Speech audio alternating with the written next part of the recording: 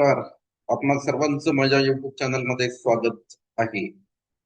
आजच्या या व्हिडिओच्या माध्यमातून आपल्याला जाणून घ्यायचं आहे, ज्या शिक्षक उमेदवारांचं टॅटचा स्कोअर मिनिमम आहे, अशा शिक्षक उमेदवारांचं जे काही सिलेक्शन लिस्ट मध्ये आहे, त्यामध्ये कोणतं स्थान राहणार आहे, त्यांची नियुक्ती होईल किंवा नाही, किंवा त्यांनी आता काय करावं, या सर्व गोष्टीवर आपल्याला आजच्या या व्हिडिओच्या माध्यमातून मित्रहो चर्चा करायची आहे.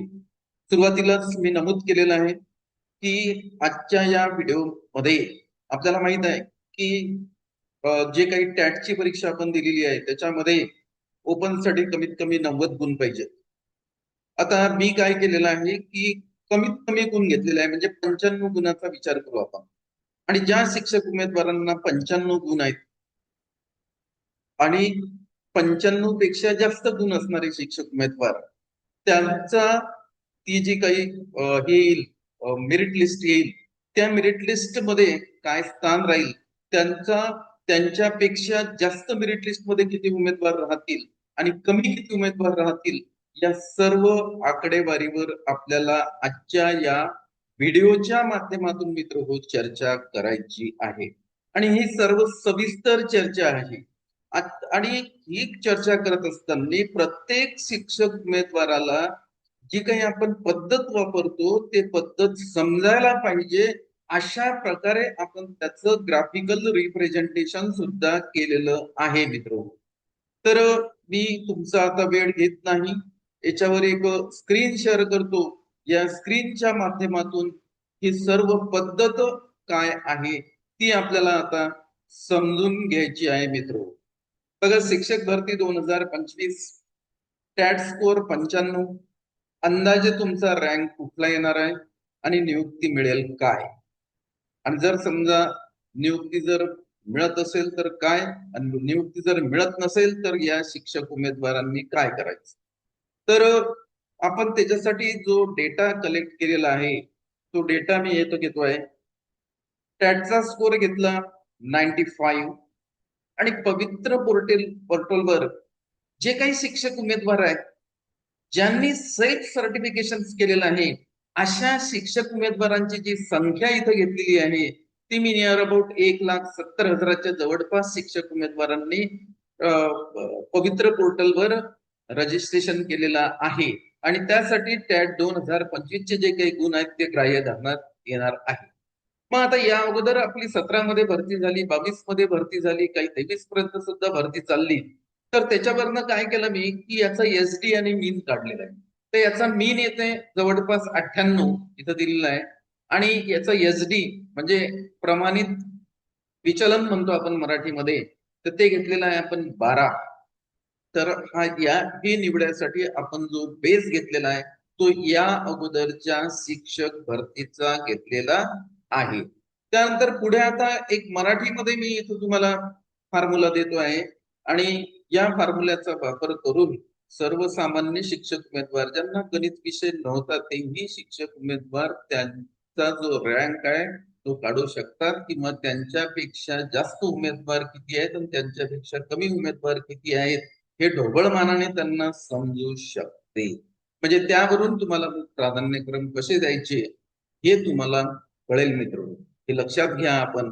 कारण कसं आहे की असं म्हणतात की जे काही आता प्राधान्यक्रम येणार आहेत त्या अगोदर आपली पूर्वतयारी असली पाहिजे, आणि त्या पूर्वतयारीच्या दृष्टिकोनातून आपण हे सगळं समजून घेतो आहे. मी आणि माझा झेड स्कोअर, आता आपल्याला अगोदर याचा झेड स्कोअर काढायचा आहे, कारण झेड स्कोअर हा सगळ्यात इम्पॉर्टंट आहे. त्याचा फॉर्म्युला सुद्धा मी मराठीत सांगतो, त्यामुळे प्रत्येक शिक्षक उमेदवारांना हा झेड स्कोअर काढता येईल. कारण माझा विषय मॅथमॅटिक्स आहे. आतापर्यंत माझे 5 बुक्स पब्लिश झालेले आहेत, engineering mathematics first, second, third. हे तुम्हाला माझ्या बॅक साईडला व्हिडिओ मध्ये दिसतात, ते माझेच बुक्स आहेत. त्यानंतर 12वी सायन्सचं mathematics part first, part second, आणि या सर्व बुक्सला मला सेंट्रल गव्हर्नमेंटनी ISBN नंबर सुद्धा दिलेला आहे, तो सुद्धा मला इश्यू झालेला आहे. म्हणून गणित आपण जर समजा थोडं समजून घेतलं तर त्याचा उपयोग आपल्याला नियुक्तीमध्ये होतो. आणि हा मी मागल्या वर्षी सुद्धा केलेला आहे. आणि या गणिताचा वापर करून माझी जी काही भाची होती, बहिणीची मुलगी, तिचं सिलेक्शन सुद्धा झालेलं आहे. तिचा स्कोअर फक्त आणि फक्त 111 होता मित्र. म्हणून हे सगळं महत्वाचं आहे. आपण काय करतो हे समजून घेत नाही आणि याच्यावरच म्हणजे न समजता आपण याच्यावर काहीतरी वेगवेगळ्या प्रकारच्या कमेंट्स करतो. तर आपण एक शिक्षक उमेदवार आहे, आपल्याला फार संयमानं कुठलीही गोष्ट समजून घ्यायची आहे, हे लक्षात घ्या. तर मी आणि माझा झेड स्कोअर बघा, टॅट 2025च्या तयारीची जी काही परिस्थिती आहे ती परिस्थिती आता आपण समजून घेतो. टॅट 2025 झेड स्कोअर गणना कशी करायची बघा. पहिल्या स्टेप मध्ये मी सूत्राची मांडणी मराठीमध्ये देतो. सूत्राची मांडणी झेड इज इक्वल्स टू बघा, टॅटचे गुण घ्यायचे वजा सरासरी गुण घ्यायचे अपॉन म्हणजे भागीला एसडी घ्यायचा आहे. बघा हे अगोदर मी दिलेलं आहे. अगोदरच्या याच्यामध्ये प्रत्येक उमेदवाराला मीन म्हणजे सरासरी गुण हे 98 घ्यायचे आहेत आणि एसडी हा 12 घ्यायचा आहे. प्रत्येक उमेदवारांसाठी हा सारखा असतो, हा बदलत नाही. दुसरं बघा, आता याच्यात आपण किंमत ठेवूया. म्हणजे या फॉर्म्युल्यामध्ये आपल्याला किंमत काय करायची आहे, ठेवायची आहे. बघा किंमत कशा ठेवायच्या, झेड इज इक्वल्स टू टॅटचे गुण. आता मी टॅटचे गुण याच्या अगोदर सांगितलं 95 घेतोय.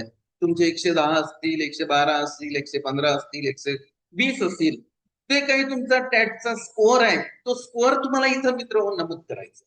मग मी 95 घेतला वजा मीन सरासरी गुण, हे जो इथं आहे सरासरी गुण, हे मी याच्या अगोदरच दिलेले आहेत. ते 98 आहेत, ते बदलत नाही, ते प्रत्येकासाठी सारखे राहतात.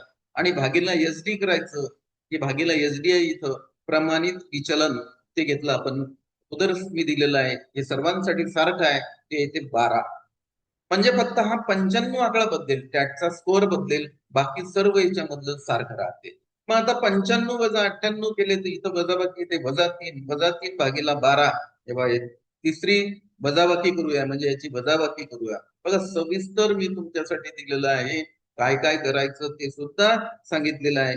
तुम्हाला जोपर्यंत तुमचं अंडरस्टँडिंग होत नाही तोपर्यंत एक नाही 2 वेळा व्हिडिओ बघा, थोडासा टाइम द्या. परंतु ही जी माहिती आहे ही नियर अबाउट असते आणि याचा उपयोग आपल्याला प्राधान्यक्रम देण्यासाठी करता येतो. आजच्या व्हिडिओच्या माध्यमातून तुम्हाला सर तुम्ही आम्हाला काय सांगता, तुम्ही आजच्या व्हिडिओच्या माध्यमातून तुम्हाला एवढं सांगतो की 1,70,000 उमेदवारांनी रजिस्ट्रेशन केलेलं आहे. ज्या उमेदवाराचा टॅटचा स्कोर 95 आहे, त्याच्या वरचे उमेदवार किती आहेत त्याचा आकडा आपल्याला काढायचा आहे, आणि त्याच्या खाली उमेदवार किती आहेत त्याचा आकडा काढायचा आहे. हे दोन्ही जर आकडे आपल्याला समजले तर आपलं सिलेक्शन होईल किंवा नाही, किंवा आपण कोणत्या झोन मध्ये आहे, सेफ झोन मध्ये आहे की डेंजर झोन मध्ये आहे, ते सुद्धा मी तुम्हाला आजच्या या व्हिडिओच्या माध्यमातून सांगणार आहे मित्र. तर ठीक आहे, 95 वजा 58 याची वजाबाकी करूया. त्याची वजाबाकी इथं वजा 3 आलेली आहे आणि भागेला घेतल्या आपण 12, आणि वजा 3 भागीला 12 केलं तर वजा चिन्ह तसंच्या तसंच राहू द्यायचं, 3 भागीला 12 करायचं. याचा भागाकार कॅल्क्युलेटरच्या सहाय्याने तुम्ही करू शकता, तो आला 0.25. हा झाला झेड. हा झेड स्कोअर फार महत्वाचा आहे आपल्याला हे उमेदवार काढण्यासाठी. मग आता झेड स्कोअर आला वजा 0.25 आहे, याचा अर्थ काय तो सुद्धा आपल्याला आता जाणून घ्यायचा आहे. मी ग्राफिकल रिप्रेझेंटेशन देतोय म्हणजे तुम्हाला हे समजण्यासाठी काहीच अडचण जाणार नाही. पुढच्या याच्यामध्ये बघा, पुढच्या याच्यात घेऊ आपण. बघा आता याच्यामध्ये झेड टेबल मधून पर्सेंटाईल कसं काढायचं ते बघायचं. तुमचा झेड किती आला याच्या अगोदरच आपण काढलेला आहे. झेड पुन्हा एकदा दाखवतो, झेड आला वजा 0.25. हा झेड मी पुढच्या याच्यामध्ये घेतला. बघा झेड आहे वजा 0.25 साठी. आता याची काय करायची आहे, याची फोड करायची आहे आपल्याला. जसं आपण अवयव पाडतोय, फॅक्टर्स पाडतोय, तशी याची फोड करायची आहे. फोड करणं सुद्धा सोपं आहे. बघा झेड वजा 0.25 आलेला आहे तुमचा, याची मी फोड केलेली आहे. त्यासाठी मी 2 लाईन घेतलेल्या आहेत. रो घ्यायचा आहे आपल्याला वजा 0.2. रो हा कधी आडवा असतो, आणि कॉलम घ्यायचा आहे आपल्याला 0.5. कॉलम हा उभा असतो, हे लक्षात घ्यायचं. रो आडवा आणि कॉलम उभा, अशा या 2 गोष्टीचा आपल्याला विचार कशात करायचा. तर हा झेड स्कोअर टेबल मी इथे शॉर्टकट मध्ये दिलेला आहे. तुम्ही नेट वरून सुद्धा झेड स्कोअर टेबल काढू शकता, फार काही कठीण नाही. त्याला डाउनलोड करून तुम्ही त्यामध्ये पाहू शकता. बघा आता इथं मला वजा 0.2 हा रो पाहायचा आहे. बघा हा रो आहे वजा 0.2, आणि याचा कॉलम पाहायचा आहे मला 0.05. इथं दिसते 0.05, आणि हा ग्रीन मध्ये केलेला आहे हे तुमचं उत्तर आहे. 0.4013 हे तुमचं उत्तर येते. पुनश्च एकदा सांगतो, -0.2 हा रो पाहिलेला आहे मी, म्हणजे आडवा बघितलेला आहे. रो म्हणजे आडवा, आणि उभा पाहायचा आहे 0.05. इथं दिसते 0.05, आणि याच्यामध्ये जो इंटरसेक्ट आकडा होते, म्हणजे ज्याला म्हणतो छेदनबिंदू तयार होते, तो आहे 0.4013. आता या 0.4013ला काय करायचंय, असं पर्सेंटाईज काढायचं, आणि पर्सेंटाईज काढायसाठी याला 100 भागायचं आहे तुम्हाला. म्हणजे 0.4013 भागीला जर आपण 100 केलं तर त्याचं उत्तर येते 40.13%. हे झालं तुमचं पर्सेंटाईल. असंच पर्सेंटाईल तुमच्या लिस्ट मध्ये दिलेलं असतं. टॅटची जी गुणवत्ता आहे त्याच्यामध्ये जे काही पर्सेंटाईल काढलेलं असतं प्रत्येक उमेदवाराचं, ते याच मेथडने काढलेलं जाते. हे लक्षात घ्या. आपण मॅन्युअली समजून घेतो, ते कम्प्युटराईज काढतात. एवढाच याच्यामध्ये फरक आहे. आता 40.13 हे जे पर्सेंटाईल आलेलं आहे आपलं, हे कोणत्या झोन मध्ये आहे, म्हणजे आपण सेफ झोन मध्ये आहोत की डेंजर झोन मध्ये आहोत हे पाहायचं. बघा आता ते सुद्धा आपल्याला ग्राफच्या सहाय्याने इथं बघायचं आहे. बघा पर्सेंटाईल पहा, तुमचा 95 गुणाचे जे स्थान आहे ते स्थान या ग्राफ मध्ये कशा प्रकारे येते ते सुद्धा आता आपल्याला बघायचं आहे. तुमचा झेड स्कोर -0.25 आहे, ज्याचा अर्थ तुम्ही सरासरीपेक्षा किंचित कमी आहात. सरासरी म्हणजे काय, तर 50% त्याची सरासरी आली आहे. अर्ध, 100च्या अर्ध म्हणजे 50. बघा हे इथं 50वा पर्सेंटाईल सेंटर मध्ये मी घेतलेला आहे. आणि तुमचं जे पर्सेंटाईल झालेलं आहे ते 40.1 आहे. बघा हे 40.1 आहे, म्हणजे सरासरीपेक्षा कमी मध्ये तुम्ही आहात. ज्या शिक्षक उमेदवाराचे टॅट गुण 95 आहेत ते सरासरीपेक्षा कमी पर्सेंटाईल्स मध्ये आलेले आहेत. कारण सरासरी पर्सेंटाईल्स किती आहे, तर ते 50 पर्सेंटाईल्स आहे, आणि तुम्ही त्यापेक्षा कमी आलेले आहेत. म्हणजे तुमचं जे आहे हा झोन आहे तुमचा इकडचा, या झोन मध्ये तुम्ही आलेले आहेत. ही जी सेंटरची लाईन आहे याच्या मागे तुम्ही आलेले आहेत. सरासरीपेक्षा जास्त असते तर तुम्ही पुढे आले असते. हे लक्षात घ्या. म्हणजे पर्सेंटाईल तुम्हाला सांगते की तुमच्यापेक्षा किती टक्के उमेदवार कमी गुण मिळवलेले आहेत. म्हणजे हे जे इकडचे उमेदवार आहेत हे तुमच्यापेक्षा जास्त गुण मिळवलेले आहेत, आणि इकडचे जे उमेदवार आहेत ते तुमच्यापेक्षा कमी गुण मिळवलेले आहेत. हे या ग्राफवरून आपल्याला स्पष्ट दिसते. पण आता आपल्याला एवढंच करून चालणार नाही, तर किती उमेदवार आमच्यापेक्षा कमी आहेत, 95 पेक्षा कमी गुण असलेले उमेदवार किती आहेत, आणि 95 पेक्षा जास्त असलेले गुण असलेले उमेदवार किती आहेत, ते सुद्धा आता आपल्याला काढायचं आहे मित्र. ते सुद्धा इथं मी तुम्हाला काढून देतो. आपण स्वतः हे सगळं कॅल्क्युलेशन्स मित्र करू शकता. फार असं काही कठीण नाही.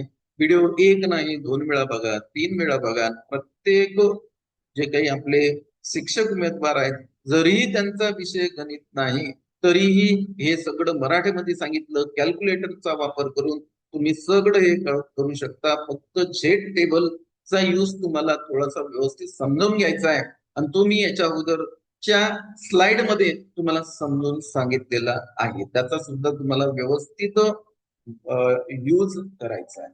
हा व्हिडिओ तुम्हाला आवडला तर याला लाईक करा.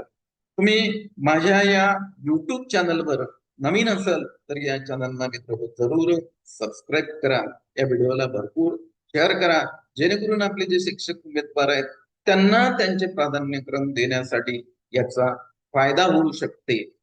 तर पुढं आपण याचं जे हे आहे, आता आपल्याला पुढच्या स्लाइड मध्ये हे काढायचं आहे की माझ्यापेक्षा माझं पर्सेंटाईल आलेलं आहे, ज्या शिक्षक उमेदवारांचे टॅटचे गुण 95 आहेत त्यांचं पर्सेंटाईल झेड टेबल नुसार 40.1% आलेलं आहे.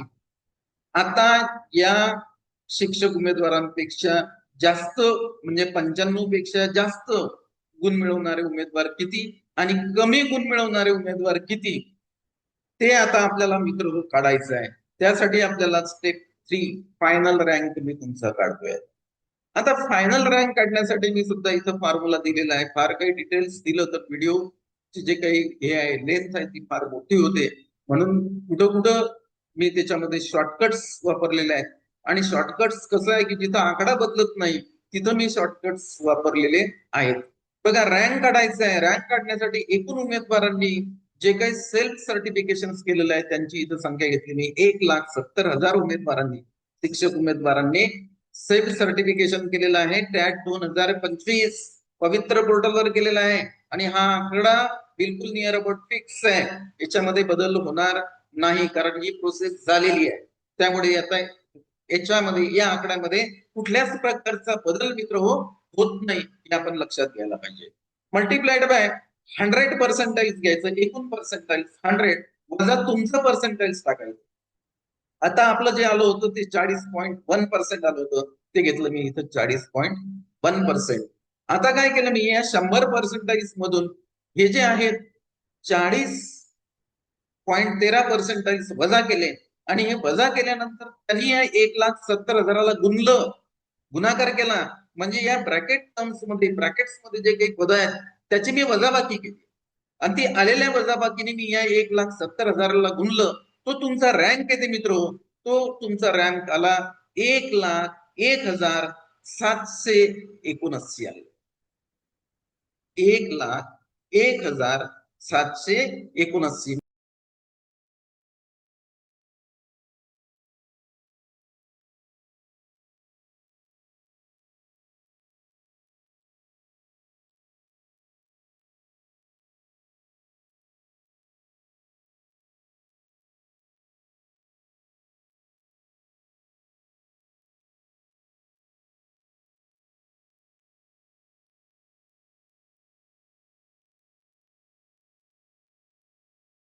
तो तुमचा रँक जो आहे तो रँक आलेला आहे 1,01,779. म्हणजे 1,70,000 उमेदवारामध्ये तुमचा रँक घडला आपण तो आला 1,01,779. मग तुमच्या पुढे किती उमेदवार आहेत ते आता आपल्याला इथं बघायचं आहे. तुमच्या पुढे आणि तुमच्या मागे किती उमेदवार आहेत याविषयी आपल्याला आता चर्चा करायची आहे. बघा तुमच्या पुढे इथं 1,01,778 उमेदवार राहतील आणि तुमच्या मागे किती उमेदवार राहतात त्याची सुद्धा आपल्याला इथं चर्चा करायची आहे. इथं तुम्हाला तुमच्या मागे असणारे जे काही उमेदवार आहेत ते सुद्धा मी इथं नमूद करून दिलेले आहेत. आणि आता पुढं आपल्याला ऍव्हरेज मध्ये हे बघायचं आहे की तुमचा जो हे आहे ऍव्हरेज मध्ये तुमचा जर स्टॅटचा स्कोअर 95 असेल तर तुमची पोझिशन काय आहे ते आपल्याला आता बघायचं आहे. बघा तुमचा स्टॅटचा स्कोअर घेतला 95 आपण. त्याच्यानंतर स्पर्धा परीक्षेचं जे काही विश्लेषण आहे ते आपण इथं घेतोय. किती उमेदवार बसले, म्हणजे किती उमेदवारांनी रजिस्ट्रेशन केलं, सेल्फ सर्टिफिकेशन केलेलं आहे तर 1,70,000. त्यासाठी आपण मीन किती घेतला 98 घेतलेला आहे. एसडी किती घेतला 12 घेतला. तुमचा झेडचा स्कोअर किती आला वजा 0.25 आलेला आहे. त्याच्यावरून तुमचा रँक काढलेला आहे आपण. रँक किती आला 1,01,779 आलेला आहे. तुमच्या पुढे किती उमेदवार तर 1,01,778 उमेदवार. तुमच्या मागे किती उमेदवार आहेत तर 68,220 उमेदवार तुमच्या मागे आहेत. म्हणजेच काय तर स्पर्धा तीव्र आहे मित्र, पुढील तयारीला लागायला पाहिजे. ज्यांचा टॅटचा स्कोअर 95 आहे त्यांच्यासाठी सिलेक्शनची जी प्रोसेस आहे ती तीव्र प्रोसेस आहे. ते डेंजर झोन मध्ये आहेत. त्यांनी पुनच्या टीटची परीक्षा टॅटची परीक्षा द्यायला पाहिजे, त्यांनी टीईटी द्यायला पाहिजे मित्र हो.